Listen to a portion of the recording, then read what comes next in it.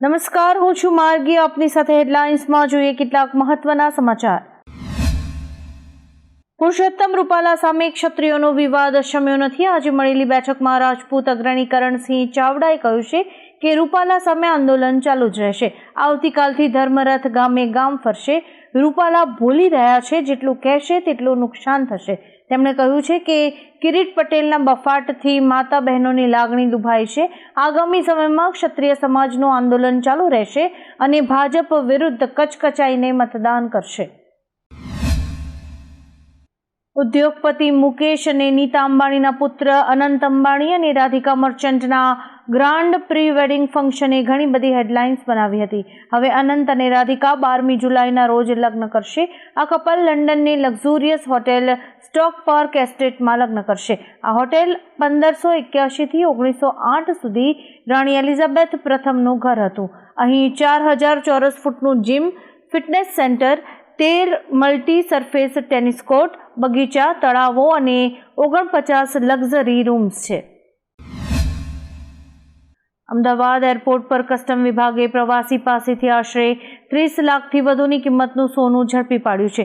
અલગ અલગ 6 મુસાફરો ફિલ્મી ઢબે સોનું લઈને અમદાવાદ એરપોર્ટ પર ઉતર્યા હતા. 4 કિલોથી વધુ સોનું હોવાની પ્રાથમિક માહિતી મળી છે. વીતેલા નાણાકીય વર્ષમાં અમદાવાદ એરપોર્ટ પર કસ્ટમ વિભાગે 100 કરોડથી વધુની કિંમતનું 165 કિલો જેટલું સોનું ઝડપી પાડ્યું છે. અમદાવાદ એરપોર્ટ પર અવારનવાર આવી રીતે સોનું મળી આવતું હોય છે. મલેશિયામાં નેવીના 2 હેલિકોપ્ટર એકબીજા સાથે અથડાયા હતા. અકસ્માતમાં 10 લોકોના મોત થયા છે. પ્રાપ્ત માહિતી અનુસાર લુમુતના રોયલ મલેશિયન નેવી સ્ટેડિયમમાં વાર્ષિક કાર્યક્રમનું રિહર્સલ ચાલી રહ્યું હતું. તે દરમિયાન આ દુર્ઘટના બની હતી અને આ ઘટનાનો વિડીયો સોશિયલ મીડિયા પર વાયરલ થઈ રહ્યો છે. પહેલું હેલિકોપ્ટર સ્ટેડિયમની સીડીઓ ઉપર, જ્યારે કે બીજું સ્વિમિંગ પુલમાં પડ્યું હતું.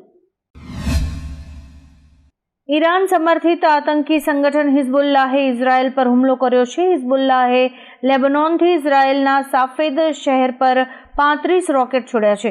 ઇઝરાયલે આ વાતની પુષ્ટિ કરી છે અને કહ્યું છે કે હુમલામાં કોઈ નુકસાન નથી થયું, પરંતુ અમે જવાબી કાર્યવાહી કરીને લેબનોનમાં રોકેટ લોન્ચિંગ સાઇટને નષ્ટ કરી દીધી છે. ઉલ્લેખનીય છે કે તાજેતરમાં જ ઇઝરાયલે લેબનોનમાં હિઝબુલ્લાહના સ્થાનો પર હવાઈ હુમલો કર્યો હતો, જેના જવાબમાં હુમલો કરાયો છે. માલદીવની સંસદીય ચૂંટણીમાં 68 બેઠકો જીતી ભારે બહુમતી મેળવ્યા બાદ રાષ્ટ્રપતિ મોહમ્મદ મુઇઝ્ઝુ બંધારણમાં ફેરફાર કરવા જઈ રહ્યા છે.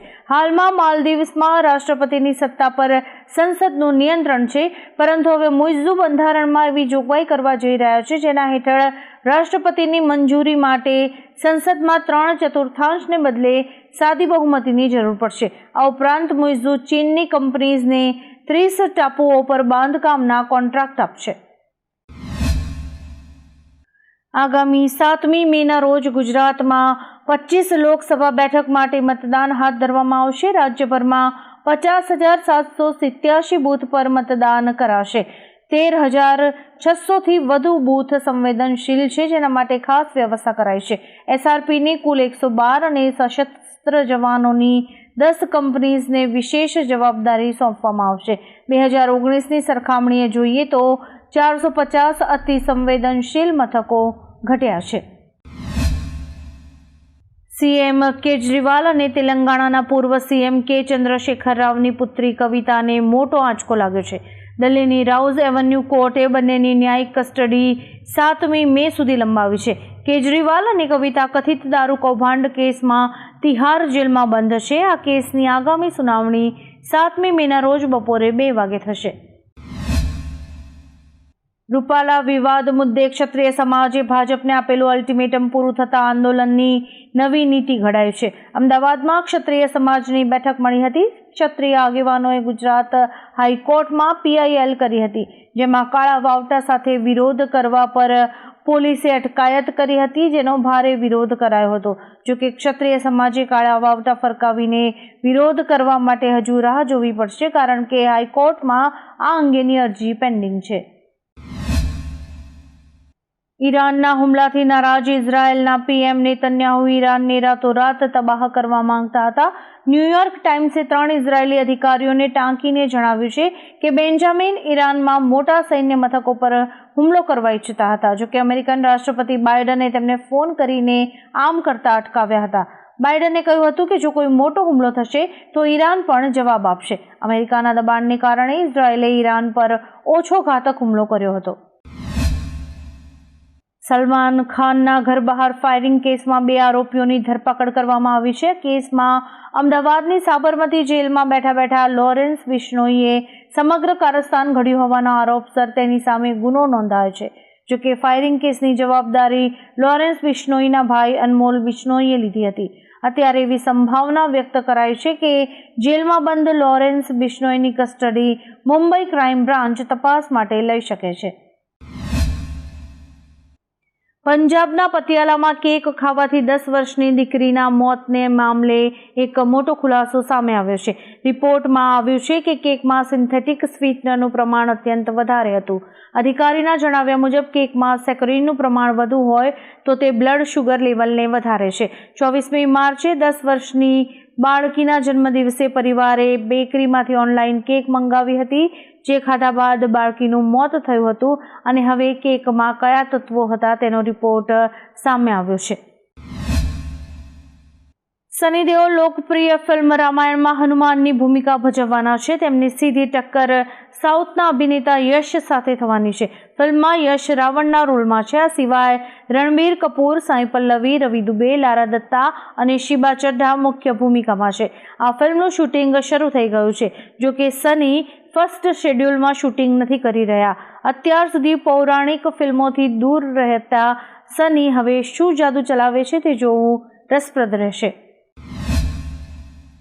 સોશિયલ મીડિયામાં બિકાનેરના લુણકરણસરનો એક વિડીયો વાયરલ થયો છે, જેમાં અચાનક જમીન ધસી પડી હોવાના દ્રશ્યો છે. રણમાં 71 ફૂટ ઊંડો ખાડો પડ્યો છે. લોકોમાં આ ખાડાએ કુતૂહલ સર્જ્યું છે.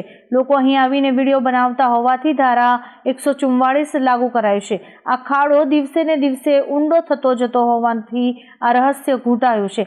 વૈજ્ઞાનિકોની ટીમ બોલાવવામાં આવી છે. આ ઘટના ભૂસ્ખલનથી થઈ છે કે કેમ તે હજુ સુધી નથી જાણી શકાયું. આજે દિલ્હીના કેટલાક ભાગોમાં વરસાદી માહોલ જોવા મળ્યો છે. ઉનાળાની ગરમી વચ્ચે દિલ્હીમાં વરસાદ વરસતા કેટલાક વિસ્તારોમાં લોકોને ગરમીમાંથી રાહત અનુભવાઈ છે. વરસાદને કારણે ઠંડક પ્રસરી હતી. અચાનક જ હવામાનમાં ફેરફાર થતાં લોકોને ગરમીમાં રાહતનો મોટો અહેસાસ થયો છે. રાજકોટ મનપાએ વેપારીઓ સામે લાલ આંખ કરીને અખાદ્ય પદાર્થ અને ચીજોનો નાશ કર્યો છે. મનપા ફૂડ વિભાગ દ્વારા શહેરના અનેક સ્થળે તપાસ કરાઈ, જેમાં salad, gravy, expiry bakery products એમ મળીને કુલ 55 કિલોગ્રામ અખાદ્ય જથ્થાનો નાશ કરાયો છે. મનપાએ વેપારીઓને નોટિસ પણ આપી હતી. આ ઉપરાંત વાસી આઈસ્ક્રીમ અને કેન્ડીઝનો પણ નાશ કરવામાં આવ્યો હતો. આવી ચીજ વસ્તુઓ બીમાર કરી શકે છે. આ ઉપરાંત બરફ ગોળાના સેમ્પલ પણ લેવાયા હતા. અમદાવાદના મણિનગરમાં ભૂલાભાઈ પાર્ક પાસે હિટ એન્ડ રનની એક ઘટના બની હતી, જેના સીસીટીવી ફૂટેજ સામે આવ્યા છે. આ દ્રશ્યોમાં એવું દેખાઈ રહ્યું છે કે એક્ટિવા ચાલકને કચડીને એએમટીએસનો ડ્રાઈવર બસ પૂરપાટ ઝડપે ભગાડીને નાસી ગયો હતો. અકસ્માતમાં આધેડનું ઘટના સ્થળે જ મોત નીપજ્યું હતું. સમગ્ર મામલે પોલીસે ગુનો નોંધીને તપાસ હાથ ધરી છે. અમેરિકામાં એક વ્યક્તિનું મોબાઈલ ઇન્ટરનેટ બિલ 1.19 કરોડ રૂપિયા આવ્યું છે. જ્યારે તેણે ટેલિકોમ કંપનીનો સંપર્ક કર્યો તો કસ્ટમર કેરે બિલ સાચું હોવાનું જણાવ્યું. વાસ્તવમાં ફ્લોરિડામાં રહેતા 71 વર્ષના રેન રેમન્ડ પોતાની પત્ની લિન્ડા સાથે સ્વિટ્ઝરલેન્ડ ગયા હતા. તેમણે ઇન્ટરનેશનલ રોમિંગ વખતે ઇન્ટરનેટ ડેટાનો અત્યંત ઉપયોગ કર્યો હતો, જેના કારણે તેમના મોબાઈલનું ઇન્ટરનેટ બિલ ખૂબ જ આવ્યું હતું. આમ જોવા જઈએ તો રોમિંગ વખતે ઇન્ટરનેટ વાપરવાની ભૂલ ભારે પડી શકે છે અને મોબાઈલ બિલ કરોડોમાં આવી શકે છે. આવા જ કેટલાક રસપ્રદ સમાચારો નિહાળવા માટે અમારી યુટ્યુબ ચેનલને લાઇક, શેર અને સબસ્ક્રાઇબ કરો અને જોતા રહો હેડલાઇન્સ.